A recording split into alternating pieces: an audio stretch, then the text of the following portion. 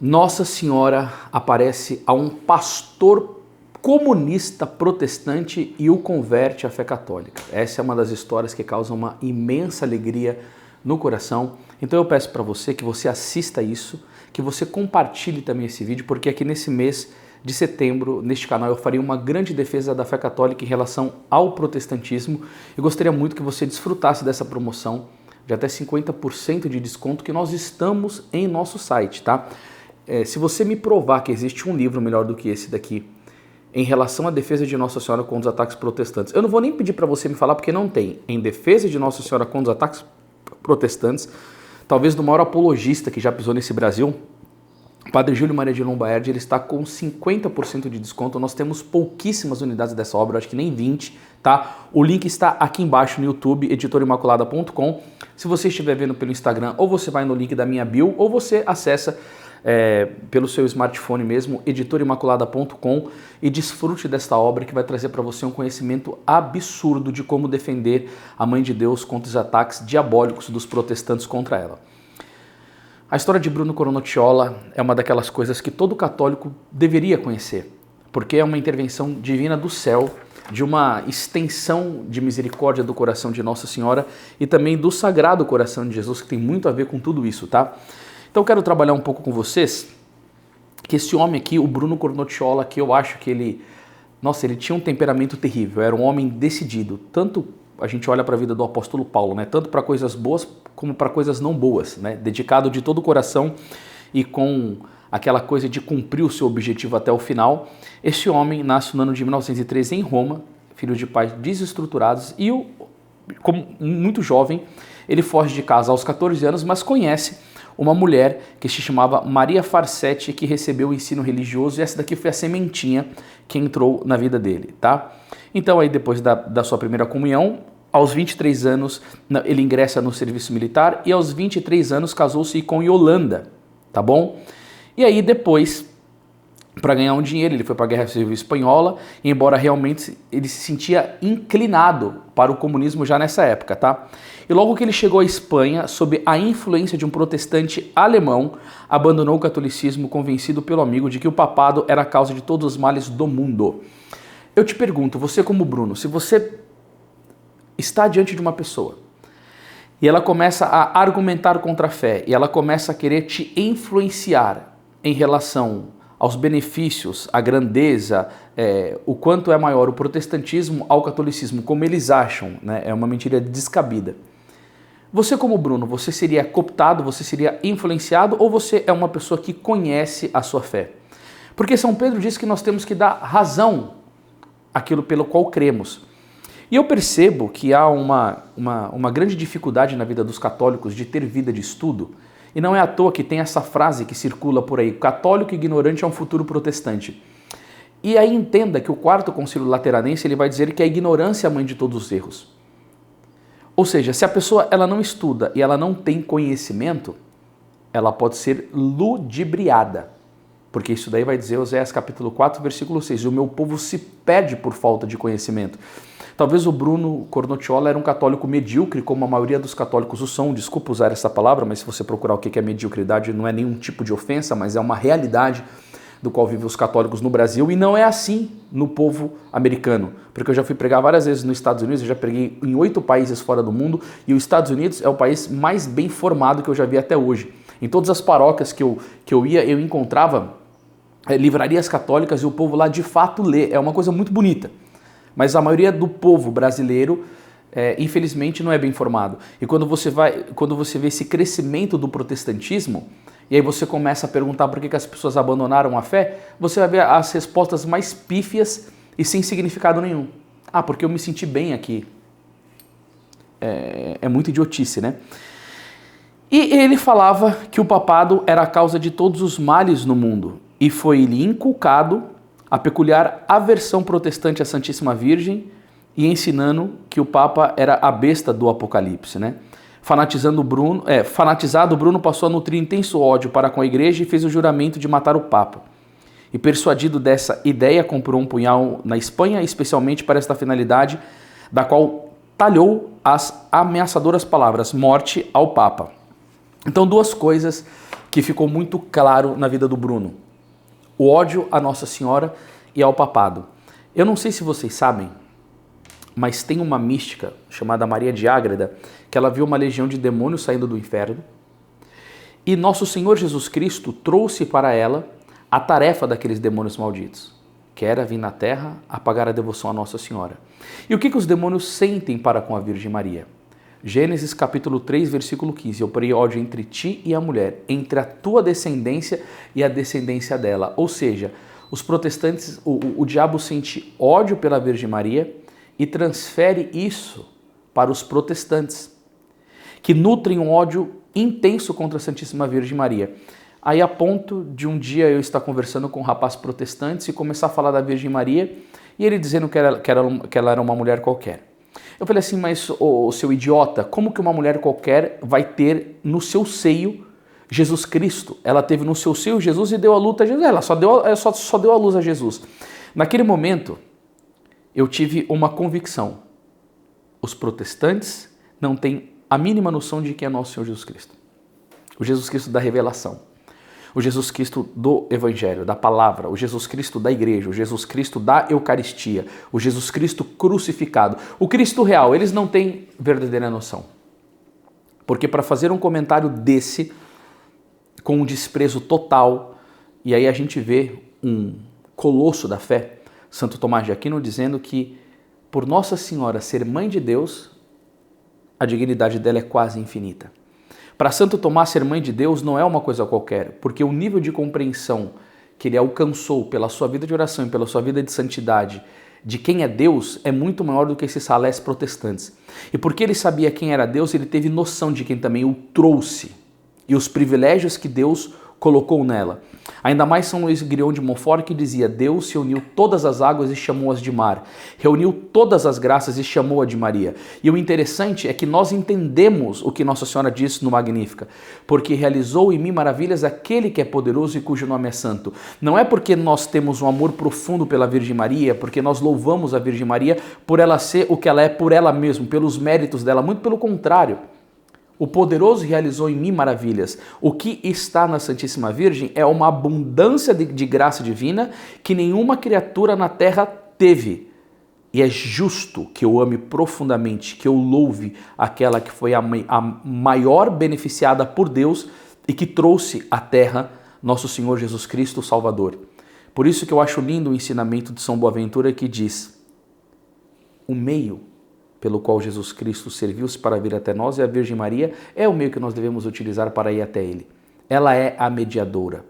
Ela me leva até Cristo, para que eu ame, para que eu adore, para que eu sirva, para que Ele seja o tudo da minha vida. E indo por ela é um caminho mais puro para entender o que é o verdadeiro amor e a verdadeira adoração. Porque numa palavra a Virgem Santíssima esmaga tudo. Eis aqui a serva do Senhor, faça-se-me segundo a tua palavra. Lucas 1,38. Isso já basta para nós católicos amarmos a Santíssima Virgem Maria, mas infelizmente os protestantes não entendem. E se você também não entende, você precisa ler esse livro que eu indiquei aqui, hein? Tá aqui o link aqui embaixo. Então vamos ver.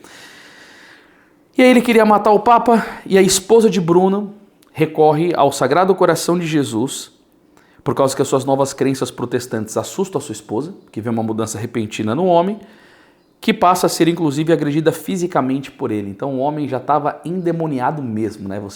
Você já vê que as forças do diabo tomaram conta do homem, porque não é somente a conduta de fé que muda, mas a vida moral dele. E né, em sua cegueira ele destrói as lembranças católicas, sacramentais e imagens sagradas que tinha em sua casa. E decide aderir à sua nova fé através da igreja adventista localizada em Roma, a igreja do pastor protestante Rodrigo Silva, que fala um monte de bosta também, né? E antes, porém, de passar a frequentar os cultos, tenta persuadir sua mulher a converter-se ao protestantismo.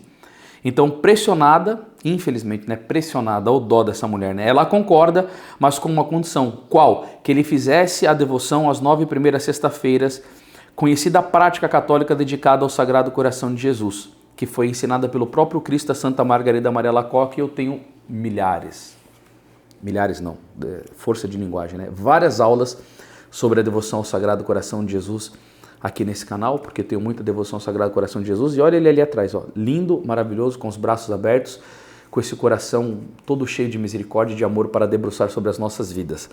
E ela tem aquelas promessas maravilhosas e você vai ver o que aconteceu neste relato, tá?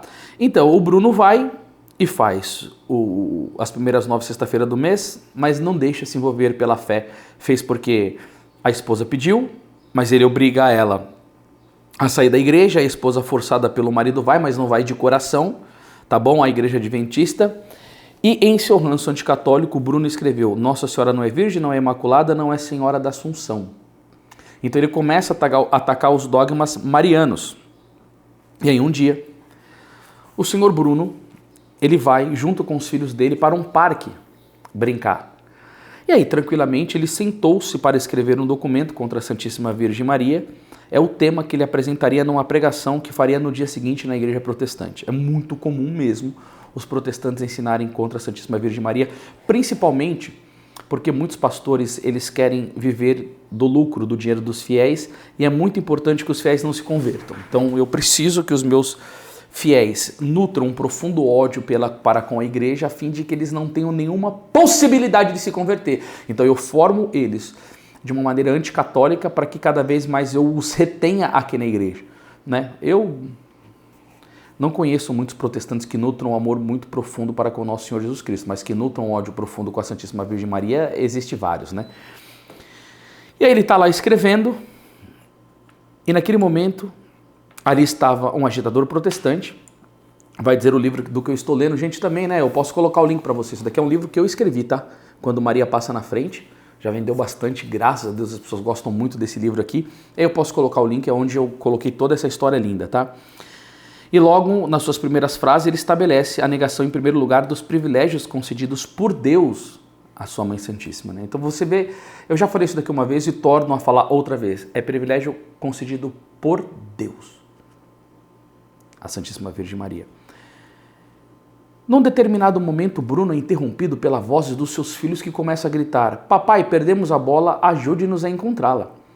E logo encontrou a bola e passou a brincar com as crianças, até que um dos chutes fez com que a bola subisse de forma tão espantosa que o que aconteceu? Desapareceu. Novamente ele sai a procurá-la, recomendando aos seus filhos para que permaneçam onde estavam. Enquanto procura a bola, Bruno grita o nome dos filhos para certificar-se de que continuam onde os havia deixado. Porém, repentinamente, Gianfranco não responde mais aos chamados. E aí, Gianfranco, onde estás? Chama em vão o pai e, não obtendo a resposta e ficando mais e mais preocupado, relembra: eu o procurava freneticamente por entre os arbustos e as rochas. Finalmente encontro meu filho ajoelhado na entrada de uma gruta, e suas mãos em oração e os olhos fitando intensamente o interior da gruta. O garoto estava sorrindo e sussurrando alguma coisa. Aí ele se aproxima do filho para ouvir essas palavras. O que o menino estava dizendo? Linda senhora, linda senhora. É interessante que teve até santos que não tiveram a graça de ver Nossa Senhora, né? Aí eu já acho que não, mas que eles tiveram a percepção por causa de uma coisa tão linda que brilha no interior dos santos, que é a vida de oração e a convicção das verdades da fé, como em Santo Agostinho, em Santo Afonso Maria de Ligório, em São Boaventura. Quando eles dizem linda senhora, qual que será que é o aspecto de uma criatura remida pelo sangue de Jesus que teve a graça de não ter cometido o pecado original? Qual que não é a sua beleza? A ponto de Santo Afonso Maria de Ligório dizer que as virtudes de Nossa Senhora, gente, são mais numerosas que as estrelas do céu. Aí vem São Boaventura e diz que Deus poderia ter criado um mundo melhor, mas jamais uma mãe superior à Virgem Santíssima. Imagina as qualidades internas da Virgem Santíssima rebatendo no seu exterior. Aquele coração de fogo que Ricardo de São Vítor dizia que os serafins precisavam descer do céu para aprender a amar a Deus no coração de Nossa Senhora. Mas como que uma senhora dessa não vai ser bela? Como que nós não vamos chamá-la de linda senhora, bela senhora? E de joelhos, eles permaneciam olhando encantados em direção ao interior da gruta, repetindo as mesmas palavras. Bruna então chama a sua filha Isolda, e qual que não é o seu espanto quando a menina também cai de joelhos ao lado do irmãozinho. As flores que carrega caem das suas mãos enquanto seus olhos também se fixam no interior da gruta. E também ela começa a sussurrar: bela senhora, bela senhora. E o Bruno Cornocciola vai nos contar que mais irritado do que nunca, eu estava perguntando a razão pela qual eu mesmo e meus filhos estávamos agindo de forma tão estranha. E de joelhos eles permaneciam olhando encantado em direção ao interior da gruta e repetindo as mesmas palavras. Chamei Carlo, que veio ainda olhando para a bola. Vem aqui também, implorei. Explica para mim o que o teu irmão e a tua irmã estão fazendo nessa estranha posição. Será um jogo que estão brincando juntos? O jogo a que tu referes, observa Carlo, eu não estou familiarizado com ele, não sei jogar isso. Era o jogo da nova jogada da graça de Deus que o Pai tinha enviado a Nossa Senhora para trazer esse filho tão terrível. Como que é o céu? Os pensamentos de Deus não são os nossos pensamentos. Esse homem está decidido a matar o Papa, tem um punhal escrito morte ao Papa, tá? Fazendo um sermão contra Nossa Senhora, enquanto alguns corações podem começar a interceder para que esse homem morra e vai logo ao fogo do inferno, o céu está com um novo plano para a vida dele. Vamos trazê-lo para a verdade. Vamos amá-lo. É impressionante esse relato. E aí vai acontecer que de repente também ele cai de joelhos ao lado direito de Isola e junta suas mãos em oração e seus olhos incidem fascinados no local particular da gruta a repetir baixinho as mesmas palavras. Linda Senhora. Bruno entende que ele e sua família estão sendo protagonistas de um evento claramente sobrenatural. Eu estava assustado, temeroso, fui perto da minha garotinha e diz, levanta, Isola. Ela não respondeu. Tentei levantá-la, mas sem sucesso. E aterrorizado, percebendo suas pupilhas dilatadas, suas faces pálidas como se estivesse em êxtase, eu abracei minha menor dizendo, vamos, levanta-te. Como eu poderia ter pedido tanta força em meus braços? Então eu exclamei, o que está acontecendo aqui? Aí ele pensa, existe feitiçaria, demônio na gruta? E instintivamente eu disse, quem és tu? Tu deves ser mesmo um sacerdote. Sai, eu entrei na gruta e assim determinado a lutar contra quem estava lá dentro. Mas a gruta estava vazia. Angustiado e vendo apenas a rocha nua diante de si, ele sai em estado de desespero, chorando convulsivamente, levanta os braços e os olhos para o céu e exclama, Deus, livrai-nos! E ao dizer essas palavras, vê duas mãos puras e brancas moverem em sua direção e tocarem-lhe novamente, levemente o rosto. Bruno sente a sensação de que uma coisa foi puxada dos meus olhos. Naquele momento sente uma certa dor e se acha no mais profundo esquecimento. Pouco a pouco as trevas vão diminuindo, deixando uma tênue luz gradualmente mais brilhante e densa, de forma a iluminar toda a gruta. Neste ponto, Cornocciola continua, eu não poderia ver a gruta nem o que estava dentro, mas eu estava envolto por uma grande alegria. É isso o que Nossa Senhora traz. Minha alma glorifica o Senhor. Meu espírito exulta de alegria em Deus, meu Salvador. Qual que é a alegria que Nossa Senhora traz? A alegria de Jesus? A alegria que diz em Gálatas 5, que é fruto do Espírito Santo, pela graça de termos um Deus cheio de misericórdia que veio morrer na cruz para nos salvar e que por meio desta morte santíssima dai-nos o seu sangue, a sua graça, o seu Espírito Santo, deixa-nos a sua igreja, dai-nos a sua mãe, nos cumula de benefícios, a alegria da salvação, que nós podemos trilhar esse caminho mediante uma vida reta e honesta. Não é a alegria desse mundo, irmãos, que é passageira, enganadora, mundana, traiçoeira. A alegria do céu. É uma alegria celeste que Nossa Senhora traz. E naquele momento de misteriosa perplexidade durante o qual é arrebatado da terra para o maravilhoso limiar da eternidade, para o ponto mais brilhante, ele tem a visão de uma jovem e doce senhora perfeitamente humana, de cabelos negros, vestida com uma túnica branca, uma faixa cor-de-rosa à cintura e um grande véu cor de esmeralda sobre a cabeça.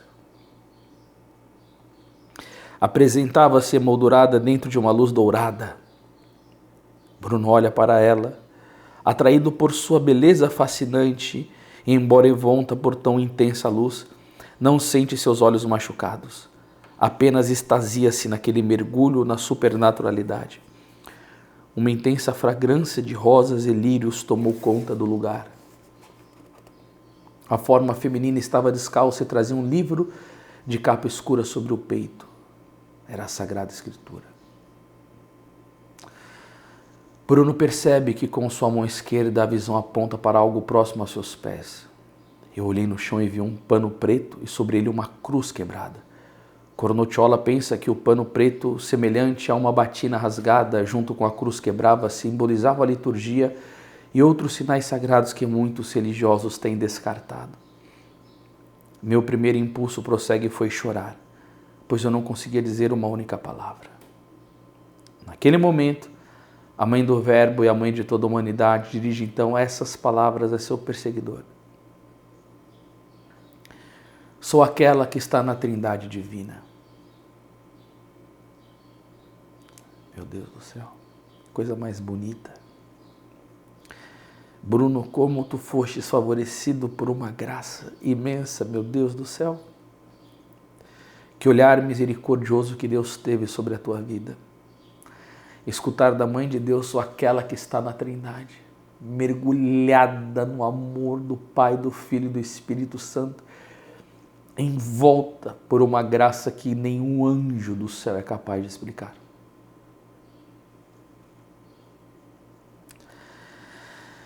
Meu Deus do céu, que coisa mais linda que essa história. Tu me persegues, mas agora basta.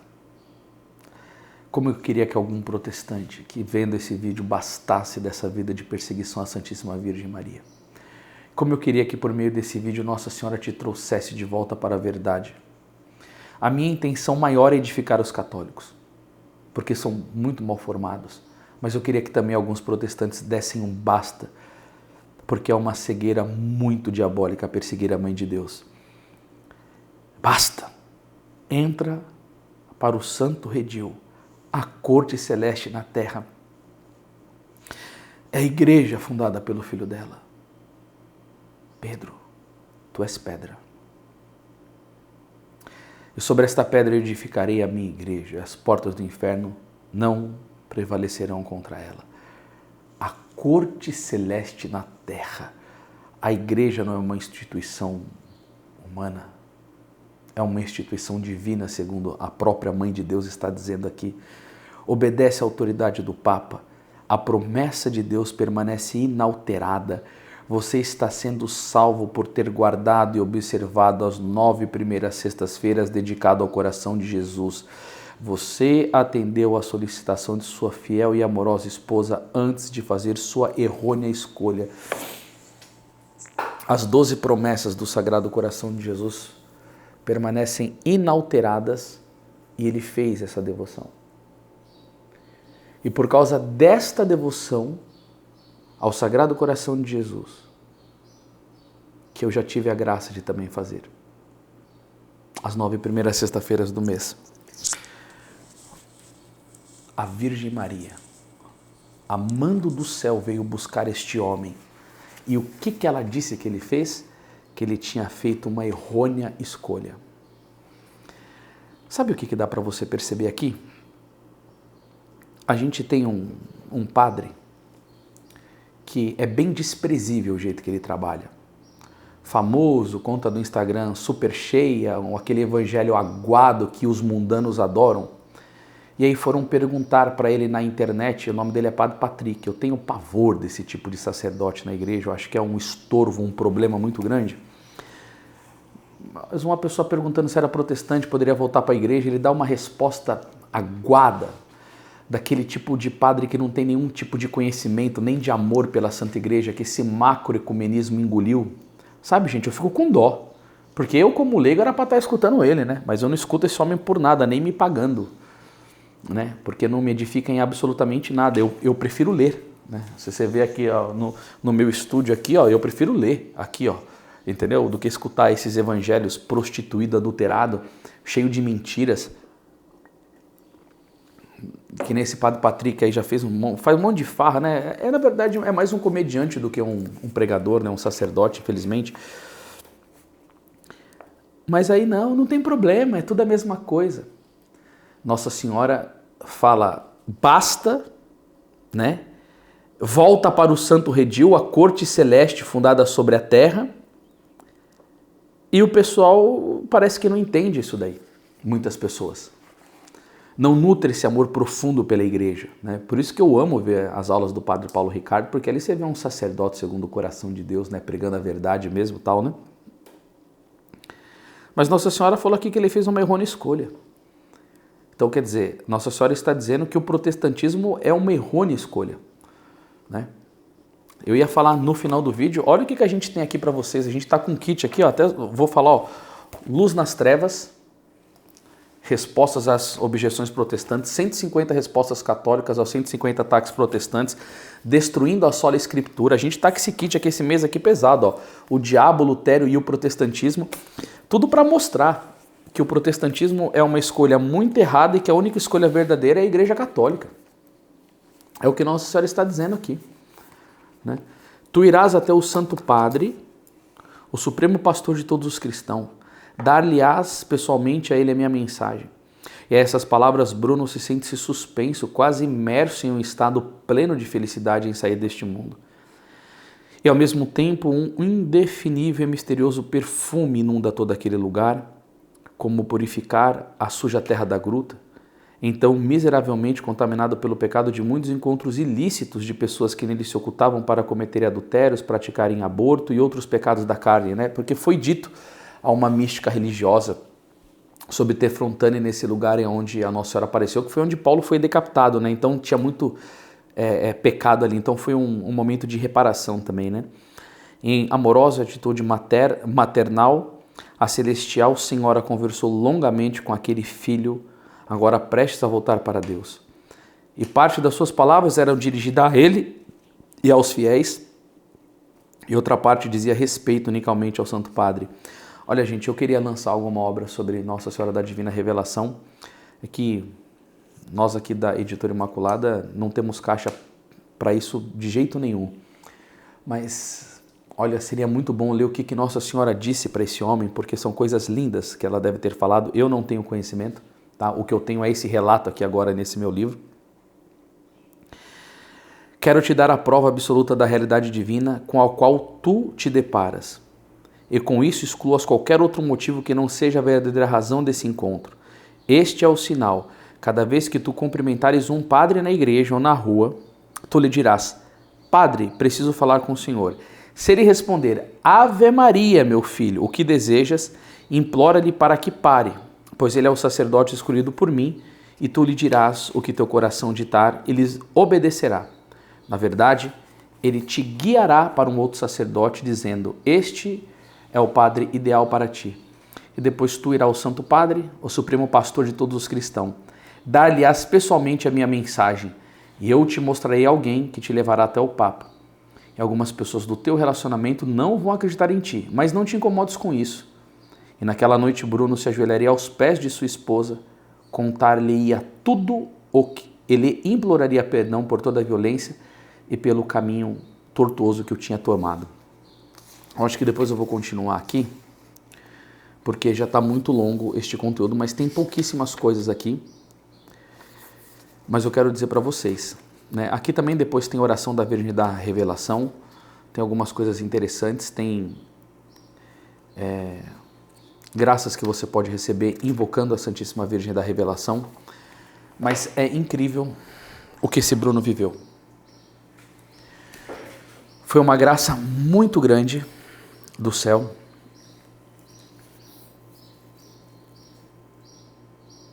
E enquanto eu li isso daqui, meus irmãos, o meu coração se inundava de alegria e de amor por Nossa Senhora e de gratidão a Deus por ter tido tanta misericórdia desse homem, desse Bruno. E o meu interesse com esse vídeo é que você ame mais a Nossa Senhora, mas que você não seja um católico que não tenha argumentos e que não tenha conhecimento sobre a Santíssima Virgem Maria, porque repetidamente eu já disse nesse canal, nós só amamos aquilo que conhecemos. E esse conhecimento ele depende de um esforço de estudo de vocês. Acreditem no que eu estou dizendo, queridos, a gente tem menos de 20 unidades desse livro, compre. compre, está com 50% de desconto. Nesse mês a gente vai trabalhar muito essa questão da defesa da fé católica. Esses 5 livros aqui que a gente está aqui junto com ele, ele está num kit com 40% de desconto. O nome do kit é Porque Não Sou Protestante, eu também vou deixar o link para vocês aqui. Poxa, são 5 livros que você vai comprar. Dentre deles também está o Em Defesa de Nossa Senhora, mas uma nova edição que nós fizemos, tá? Essa daqui é a nova edição que a gente fez, mas dessa outra edição que eu alterei a capa, tá? Nós temos algumas unidades aqui. São 5 livros aqui, gente, com 40% para você estudar a sua fé católica. Sabe, deixar um pouquinho o celular de lado, pegar sua meia hora por dia, 1 hora por dia, estudar, conhecer a história da igreja, conhecer o que a igreja ensina, saber os erros do protestantismo. Um dia uma pessoa chata do seu trabalho, alguma pessoa da sua família, alguma pessoa que vem te confrontar e você ter argumentos, tá bom? Então eu gostaria muito que no final aqui, se você veio comigo até aqui, compartilhasse esse vídeo, que você pudesse mostrar para outras pessoas, porque essa é uma história que não pode ficar escondida. As pessoas têm que conhecer e que o coração imaculado de Maria triunfe o mais rápido possível. Deus te abençoe e salve Maria.